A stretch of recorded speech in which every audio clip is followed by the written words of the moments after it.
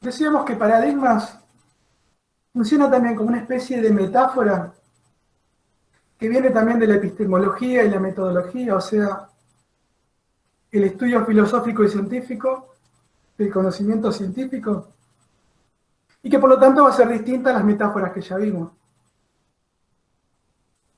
Nombradas bien rápido y al pasar, hablamos de perspectivas, miradas, hablamos del objeto y las dimensiones que tiene. Ahora vamos a hablar de otra metáfora, la metáfora de los paradigmas.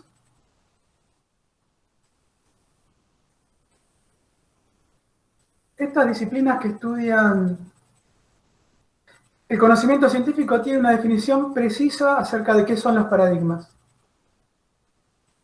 El autor que la formuló, y se reconoce como la referencia obligada cuando se habla de paradigmas, es Thomas Kuhn, que en un texto de los 60 que se llama La estructura de las revoluciones científicas, definió los paradigmas de la forma en que lo vemos en la diapositiva. Es interesante reparar en esta noción de paradigmas, y aparte es necesario porque aparece mucho en nuestros textos. De hecho, es una noción, la de paradigma, que aparece en todas las ciencias. En todas las ciencias hay paradigmas. Ahora bien, no siempre nos detenemos a ver qué significa paradigma. Se da por supuesto que todo el mundo lo sabe, o todo el mundo conoce qué es un paradigma. Así que está bueno no dar tan por supuesto qué significa paradigma, ver puntualmente cómo lo define la epistemología y ver cómo lo aplicamos a los estudios del lenguaje, la lengua y la comunicación. ¿Qué son los paradigmas? Para Kuhn, los paradigmas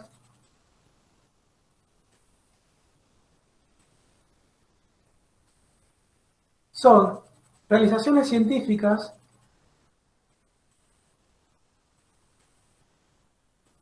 y es lo primero en lo que debemos detenernos ahora que estamos reparando en la definición. Los paradigmas no son teorías, tampoco son corrientes, tampoco son dimensiones de los objetos de estudio, tampoco son puntualmente métodos científicos, tampoco son enfoques o perspectivas. O en todo caso, los paradigmas son todo eso. Digamos que esta metáfora trata de apartarse de las que vimos antes, pero al mismo tiempo las subsume a todas. No son teorías, no son perspectivas, no son enfoques. ¿De qué forma entonces podemos decir qué son los paradigmas si no usamos ninguna de estas expresiones? Mediante una expresión generalizadora como la que está en la diapositiva. Realizaciones científicas son todo eso que dijimos, pero no cada una de esas cosas en particular. Así que los paradigmas van a contener a su interior los objetos de estudio, pero también van a contener los métodos, la forma de acercarnos a ellos. Por eso digo que no son simplemente teorías, ni enfoques, ni perspectivas. Así que adentro de un paradigma vamos a encontrar muchas cosas. Y puntualmente vamos a encontrar, bueno, avancemos con la definición porque ya la vamos a encontrar ahí mismo. Estas realizaciones científicas o conjunto de cosas que hacen los científicos tienen que ser reconocidas por toda una comunidad de expertos, por toda una disciplina, por toda una ciencia, durante cierto periodo de tiempo. Esto suma algunos elementos a lo poquito que hemos dicho hasta ahora acerca de paradigmas. Por un lado, esta necesidad del reconocimiento universal. No existe paradigma si no lo define como tal toda una comunidad científica. Y la comunidad científica, que es la que puede distinguir y definir determinados paradigmas a su interior, es justamente la disciplina que se ocupa de esos objetos y métodos. ¿Quién nos va a decir cuáles son los paradigmas lingüísticos? Bueno, los lingüistas. ¿Quién nos va a decir qué es un paradigma sociológico? Bueno, los sociólogos. Se definen desde el interior de la ciencia, pero es necesario que toda esa ciencia lo reconozca como tal. A esto apunta esa idea de que son universalmente reconocidas estas manifestaciones del quehacer científico. Otra cuestión importante que está en la definición y remarcamos recién.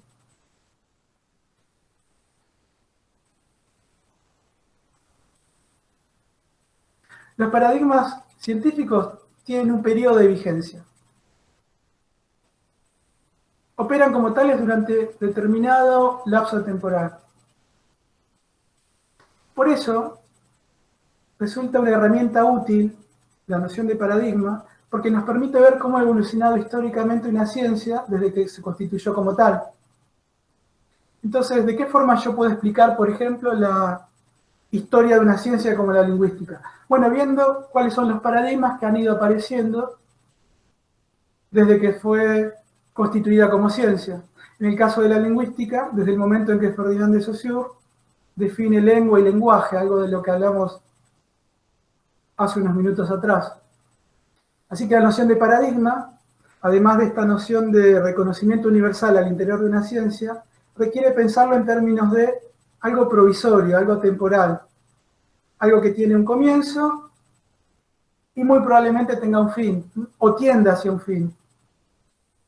Y lo último que tenemos en la definición, que es importante, es esta idea de que estas realizaciones científicas lo que hacen es proveer a la comunidad de expertos, en el marco de una ciencia, de una disciplina, modelos de problemas y soluciones. En epistemología hay que decir que problema y solución no tienen el mismo significado que tienen en la vida cotidiana.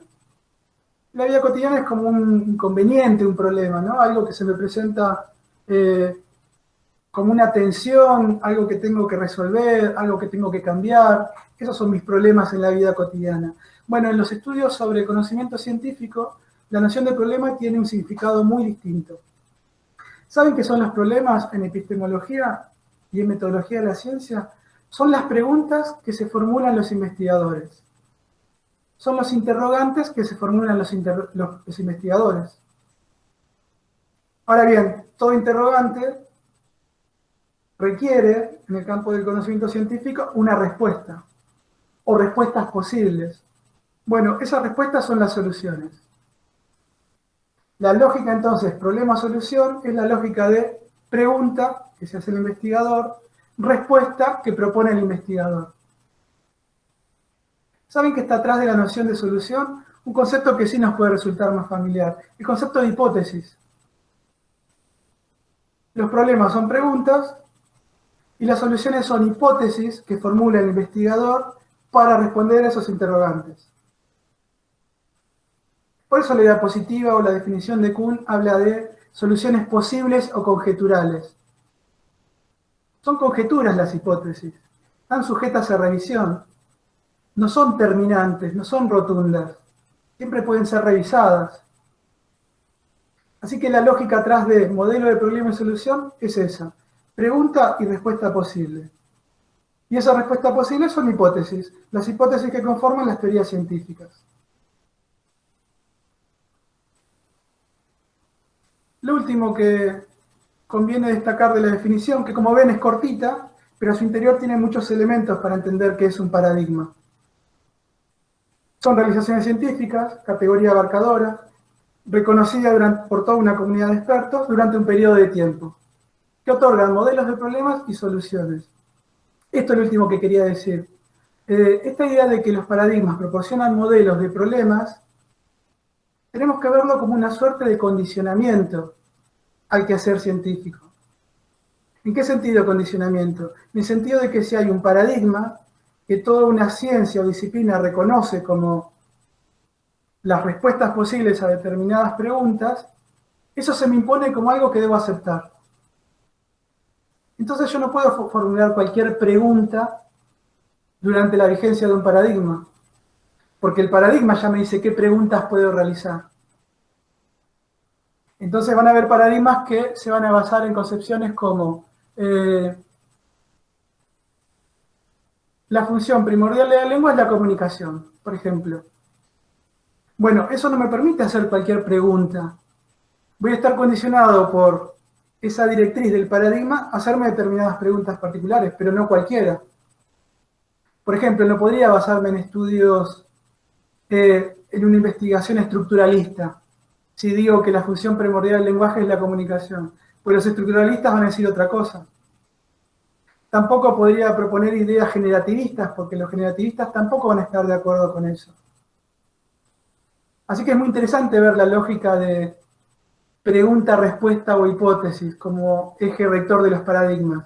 Pero también tiene esta parte de heurística negativa, diríamos, en que el paradigma se presenta como una suerte de traba a lo que yo me puedo preguntar. No me puedo preguntar cualquier cosa al interior del paradigma. Así que si decimos que es un concepto que sirve para ver la historicidad de la ciencia, podríamos pensar cómo se suceden los paradigmas a lo largo del tiempo, justamente a lo largo de la historia de una ciencia.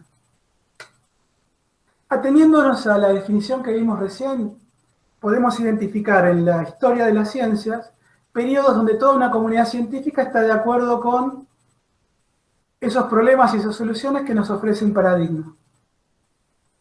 Son por lo tanto periodos de consenso, estamos todos de acuerdo. Son periodos de equilibrio. No hay grandes discusiones en estos periodos cuando todos acordamos un paradigma. Porque ¿para qué discutir si todos lo aceptamos? Si todos lo reconocemos universalmente como algo válido para el quehacer científico, ¿no?, de esa disciplina. Bien, esos periodos se llaman periodos de ciencia normal. Son los periodos donde un solo paradigma tiene hegemonía sobre todo un campo científico. Se llama de ciencia normal, es una expresión medio fea, pero es la forma en que lo llamó Kuhn, el autor de este concepto. Son los periodos de consenso, de estabilidad, de equilibrio, sin discusiones. A eso atañe la idea de ciencia normal.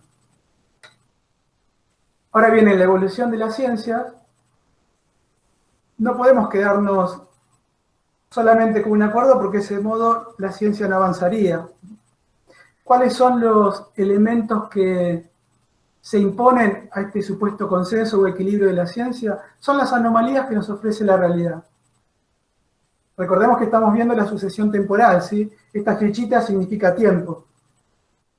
Bien, más allá de que todos estemos de acuerdo en la vigencia de un paradigma en una ciencia como la lingüística, siempre es posible que la realidad nos ofrezca evidencias de que ese paradigma tiene baches, o ese paradigma tiene cosas que no termina de explicar consistentemente y terminantemente. Esos elementos extraños de la realidad que ponen en tensión, en discusión el paradigma, se llaman anomalías. Las anomalías significan el fin del equilibrio o el fin del consenso en la evolución de las ciencias. La ciencia entonces entra en crisis, porque empezamos a darnos cuenta que el paradigma en el periodo anterior no termina de resultar del todo explicativo. Ya hay anomalías o cosas de la realidad que no termina de explicar. Lo habitual de estos periodos de crisis es que al paradigma que teníamos anteriormente, acá está representado con la letra A, se agregan otros paradigmas que intentan hegemonizar ese campo de estudio. O sea, paradigmas como B y C, en esta diapositiva, que tratan de explicar las anomalías. Es raro que esta emergencia de crisis, de discusión o desequilibrio en el consenso signifique que el paradigma A se ha dejado de lado. Lo más habitual es que los científicos que durante años o décadas sostuvieron determinadas ideas, traten de defender esas ideas, porque si no es como tirar abajo su propia carrera científica, ¿verdad? Así que en los periodos de ciencia en crisis, tanto el paradigma viejo como los nuevos empiezan a discutir para ver cuál es el que explica mejor las anomalías, o esos cisnes negros, o esos casos raros de la realidad que el paradigma anterior no terminaba de explicar. Bien, lo que suele suceder es que uno de estos paradigmas gane la discusión, sea el que mejor explique esas anomalías, y entonces termina siendo el que hegemoniza el campo. Fíjense que la evolución de la ciencia es cíclica entonces, porque termina el periodo de crisis, ahora todos estamos de acuerdo en seguir un nuevo paradigma, el paradigma B, y por lo tanto ya fueron explicadas las anomalías que generaron la discusión. Esa emergencia de un nuevo paradigma que se impone a los otros que discutían para ver quién ganaba el juego, se llaman momentos de revolución científica. Son los momentos en que emerge un nuevo paradigma. Son los momentos que establecen un nuevo periodo de ciencia normal donde otra vez estamos todos de acuerdo. Y donde otra vez funciona paradigma, la noción de paradigma como la propuso Kuhn. Universalmente lo reconocemos, nos da los problemas de preguntas y respuestas que podemos dar, y son periodos de estabilidad o de ciencia normal. Bueno, si esto es cíclico, se imaginarán, ningún paradigma termina de imponerse para siempre, de una vez y para siempre, así que volverán a aparecer anomalías, volverán a aparecer otros periodos de crisis, otras revoluciones científicas, en fin, otro ciclo. Esta noción de revolución científica la van a encontrar, por ejemplo,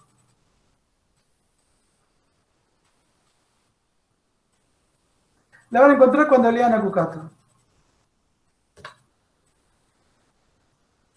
Cuando lean a Kukato van a ver que ella dice: las principales revoluciones científicas en el interior de la lingüística fueron tales y tales.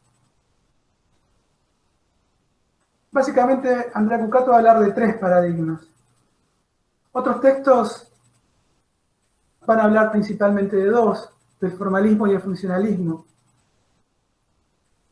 Otros textos van a introducir otros paradigmas. Por ejemplo, Serrano va a hablar del paradigma de la comunicación no verbal.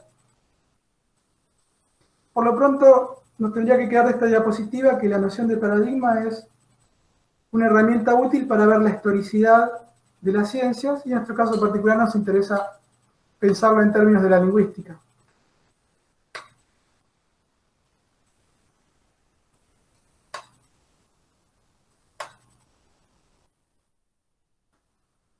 Bien, vemos cómo se ubican temporalmente los paradigmas en la lingüística y cerramos la clase, ¿sí? Pues ya estamos 10 y unos minutitos pasados. Fíjense cómo se llama el capítulo de Andrea Kukato que habla de paradigmas. Se llama Breve Historia de la Lingüística. Los paradigmas de investigación más representativos del siglo XX. Esto es algo que se entronca directamente con lo que dijimos recién. La noción de paradigma sirve para ver la evolución histórica de las ciencias. Así que una breve historia de la lingüística requiere que se identifiquen cuáles son los paradigmas que aparecieron durante la evolución de esta ciencia. Como les decía, cuando hablamos de Kukato, Andrea, no estamos hablando de la titular de la cátedra, ¿no? Estamos hablando de su hermana, que fue titular previamente, ¿sí? Estamos hablando del capítulo 1 del libro de la materia. Las 3 citas que tomé del texto de Kukato corresponden puntualmente a los 3 grandes paradigmas que ella identifica. Perdón.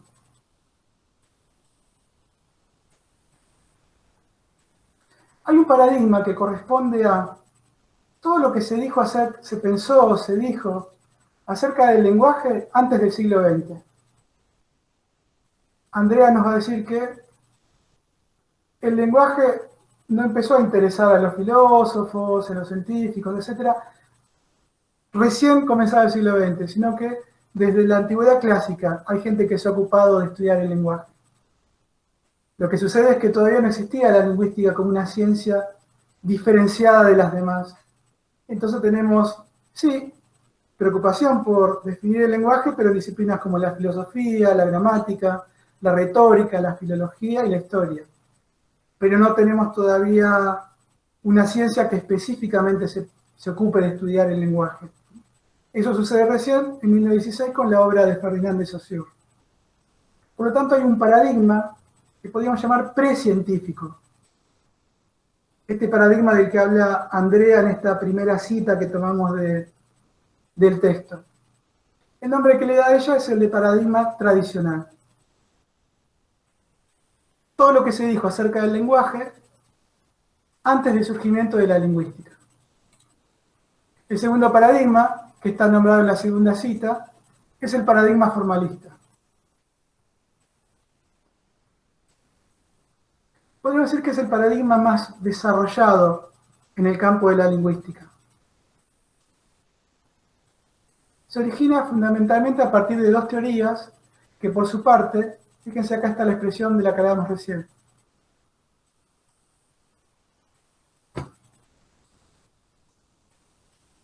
las dos revoluciones científicas, podríamos decir, como veíamos en la diapositiva, más significativas del siglo XX. Por eso les digo que es el paradigma que podríamos considerar más desarrollado en el sentido de el que tuvo más teoría, más autores adherentes, etc. Estas revoluciones son las del estructuralismo, de Saussure, y el generativismo de Chomsky. ¿Cuándo surge el estructuralismo? Dijimos, con la obra de Saussure, 1916. Uy, se llegó a ser un 9, me felicita a mí mismo. Bueno, acá dice 1916. Y Chomsky, ya que decimos que paradigma es para definir la evolución histórica de la ciencia, tendríamos que ubicarlo más o menos a mediados del siglo XX, digamos en los 50. Así que dos grandes teorías, las que imperaron por más tiempo en el campo de la lingüística, son las que hacen al segundo paradigma que diferencia a Cucat, el paradigma formalista. Y el tercero es el que nos va a resultar más familiar. Es el paradigma comunicativo funcional. ¿Por qué les digo que nos va a resultar más familiar? Porque es el que estuvimos viendo con los modelos comunicativos, ¿no? En trabajos prácticos y en clases prácticas. Alguien en algún momento preguntaba acerca de la pragmática. Bueno, la pragmática está dentro de este paradigma, el paradigma comunicativo funcional.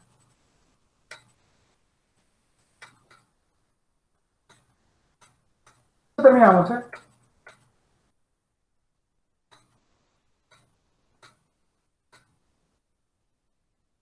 Si tuviésemos que representar en un esquema la evolución de la lingüística a través de sus paradigmas, tendríamos que bosquejar algo parecido a lo que vemos en la diapositiva. El paradigma tradicional, que es el paradigma precientífico, el de la filosofía, que se remonta hasta, como decíamos, la antigüedad clásica. Y es precientífico porque no hay una ciencia que específicamente se ocupe del lenguaje todavía. Esa ciencia nace en 1916, con la obra de Saussure,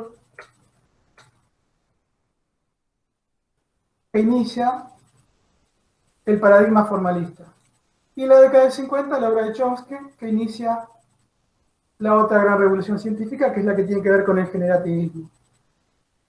Para terminar de cerrar el esquema de paradigmas en el siglo XX, tenemos que situar el funcionalismo. Acá hay autores que conocemos, como Euler y como Jacobson. Todavía no lo trabajamos en prácticos, quizás lo hagamos en el próximo trabajo práctico, pero también aquí tendremos que encontrar a Hallier. En un periodo posterior, ¿no? Porque como sabemos, el modelo de Euler que trabajamos es de la década del 30, el modelo comunicativo de Jacobson es de los 60, la obra de Halliday es de comienzos de los 80, y tenemos también la obra de Kerbrat a mediados de los 80. Bien, ahora cuando nos metamos en los modelos, no ahora, sino el viernes, en los modelos comunicativos, vamos a ver por qué ubicamos a Jacobson en más de un lugar. Pero por lo pronto quería cerrar la clase con los paradigmas concretos en la historia de la lingüística para que no quede solo en la definición teórica de Kuhn.